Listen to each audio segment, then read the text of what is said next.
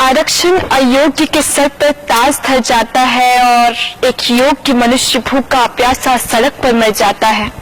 गुणविहीन शासक हो तो अनुशासन कैसे होगा? गुणविहीन शासक हो तो अनुशासन कैसे होगा? सिंगों के बेटों पर भेड़ों का शासन कैसे होगा?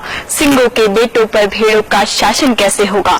नमस्कार, मैं आकांक्षा मिश्रा श्री शंकराचार्य टेक्निकल कैंपस छत्तीसगढ़ से जातिगत आरक्षण के विषय में अपना मत रखना चाहूंगी।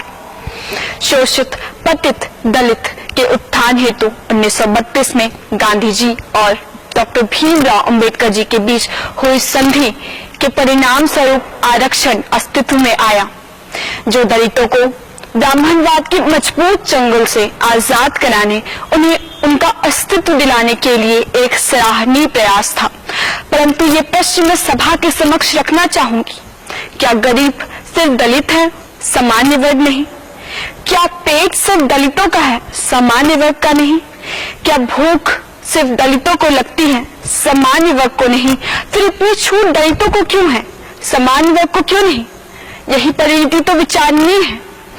जब आरक्षण 10 वर्ष के लिए लागू हुआ था ताकि दलित अपने पैर भारतीय सरजमी पर मजबूती से जमा सके, परंतु आज की तस्वीर तो कुछ और ही बयां करती है। दलितों ने इस कदर इस जमीन पर पैर जमा लिए हैं कि सामान्य वर्ग के पैरों तले जमीन हिल गई है।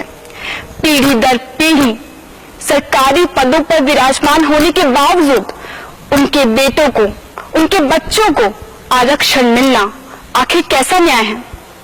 मैं ये प्रश्न पूछना चाहूंगी कि क्या सरकार उन्हें आरक्षण देकर उन्हें मजबूत बना रही है? नहीं, वो उन्हें कमजोर और विकलांग बना रही है।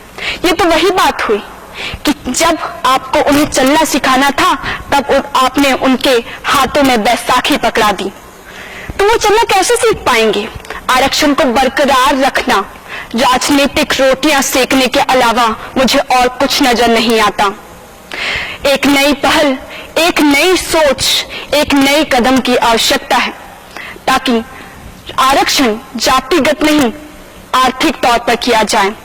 उन्हीं को आरक्षण का लाभ मिले जिन्हें वाकई में इसकी आवश्यकता है। एक डिजर्व इंडिया बनाने की आवश्यकता है, ना कि रिजर्व, जिससे हमें भी गर्व होगा कि वी आर डिजर्व इंडिया। जय हिंद, जय भारत, जय छत्तीसगढ़।